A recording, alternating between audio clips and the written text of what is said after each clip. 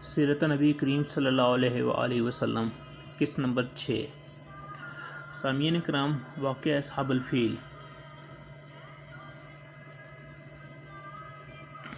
کیا آپ نے نہیں دیکھا کہ آپ کے رب نے ہاتھی والوں کے ساتھ کیا کیا؟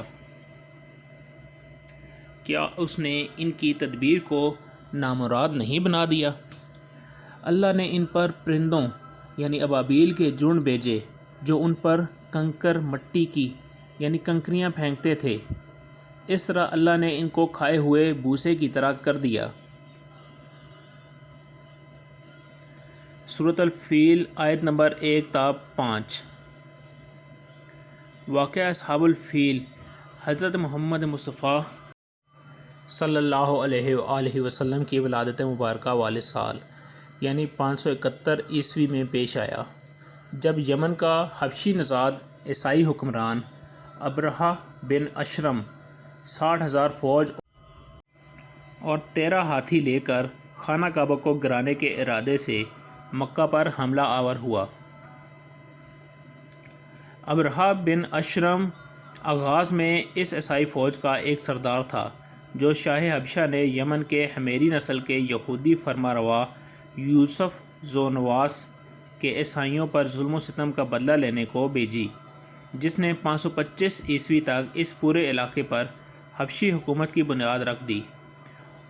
ابرہہ بن اشرم رفتہ رفتہ ترقی کی منازل طے کرتے ہوئے بالآخر یمن کا خود مختار بادشاہ بن بیٹھا، لیکن کمال چالاکی سے اس نے برائے نام شاہ حبشہ کی بالادستی بھی تسلیم کیے رکھی اور اپنے آپ کو نائب شاہ حبشہ کہلواتا رہا۔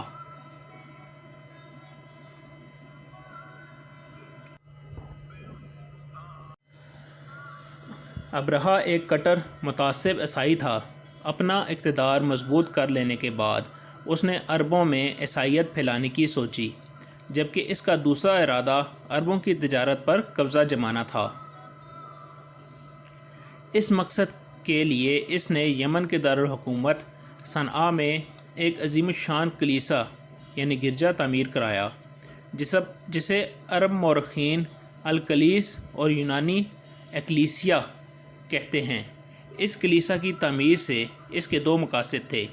ایک تو عیسائیت کی تبلیغ کر کے عربوں کے حج کا رخ کعبہ سے اپنے کلیسا کی طرف موڑنا تھا، اور اگر وہ ایسا کرنے میں کامیاب ہو جاتا تو اس کا دوسرا نتیجہ یہ نکلتا کہ عربوں کی ساری تجارت جو ابھی تک خانہ کعبہ کی وجہ سے عربوں کے پاس تھی، وہ یمن کے حبشی عیسائیوں کے ہاتھ آ جاتی۔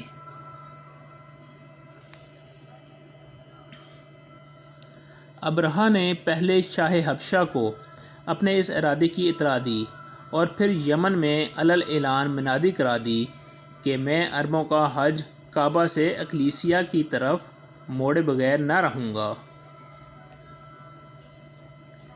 اس کے اس اعلان پر غضبناک ہو کر ایک عرب حجازی نے کسی نہ کسی طرح ابرہہ کے گرجا میں گھس کر رفع حاجت کر ڈالی۔ اپنے کلیسا کی اس توہین پر ابرہہ نے قسم کھائی کہ میں اس وقت تک چین سے نہیں بیٹھوں گا جب تک کعبہ کو گرا نہ دوں۔ اس کے بعد سن 570 عیسوی کے آخر میں وہ 60,000 فوج اور 13 جسیم ہاتھی لے کر یمن سے مکہ پر حملہ آور ہونے کے ارادے سے نکلا۔ راستے میں 2 عرب سرداروں نے اس کا مقابلہ کرنے کی کوشش کی مگر شکست کھائی، اور ابرہہ کسی طوفان کی طرح مکہ کے مضافاتی مقام المغمس میں پہنچ گیا۔ یہاں ابرہہ کے لشکر نے پڑاؤ ڈالا، جبکہ چند دستوں نے اس کے حکم پر مکہ کے قریب میں لوٹ مار کی، اور اہل تہامہ اور قریش کے بہت سے مویشی بھی لوٹ لیے گئے، جن میں مکہ کے سردار اور آپ صلی اللہ علیہ وآلہ وسلم کے دادا حضرت عبد المطلب بن ہاشم کے 200 اونٹ بھی تھے۔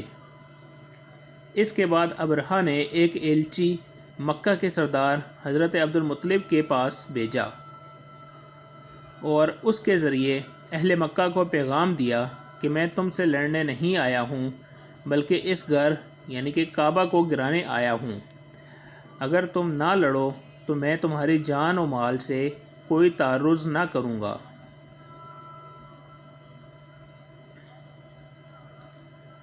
حضرت عبد المطلب نے جواب دیا، ہم میں ابرہہ سے لڑنے کی طاقت نہیں ہے۔ کعبہ اللہ کا گھر ہے، وہ چاہے گا تو اپنے گھر کو بچا لے گا۔ ایلچی نے کہا، آپ میرے ساتھ ابرہہ کے پاس چلیں۔ وہ اس پر راضی ہو گئے۔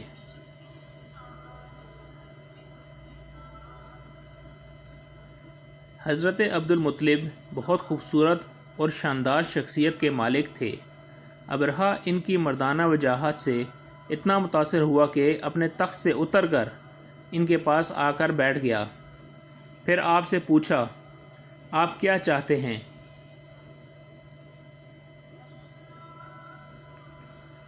انہوں نے کہا، میرے جو اونٹ پکڑ لیے گئے ہیں میں اپنے ان اونٹوں کی واپسی چاہتا ہوں۔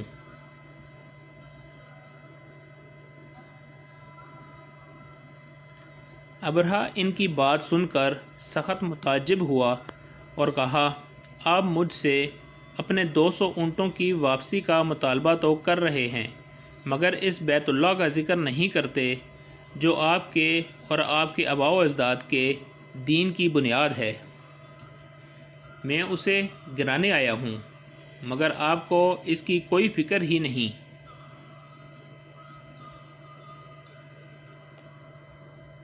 یہ سن کر حضرت عبد المطلب نے کہا، ان اونٹوں کا مالک میں ہوں، اس لیے آپ سے ان کی واپسی کی درخواست کر رہا ہوں۔ رہا یہ گھر تو اس گھر کا مالک اللہ ہے، وہ اس کی حفاظت خود کرے گا۔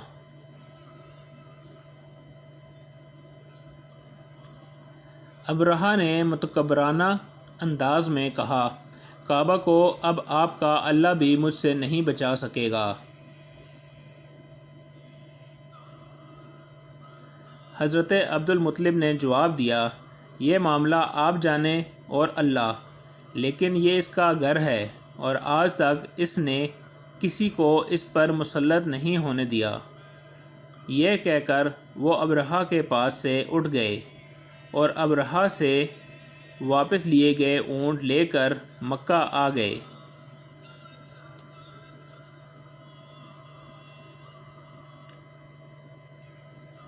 جاری ہے اور مزید اس کی اقساط کے لیے ہمارے ساتھ رہیے گا۔ سیرت مصطفیٰ مولانا محمد ادریس کاندھلوی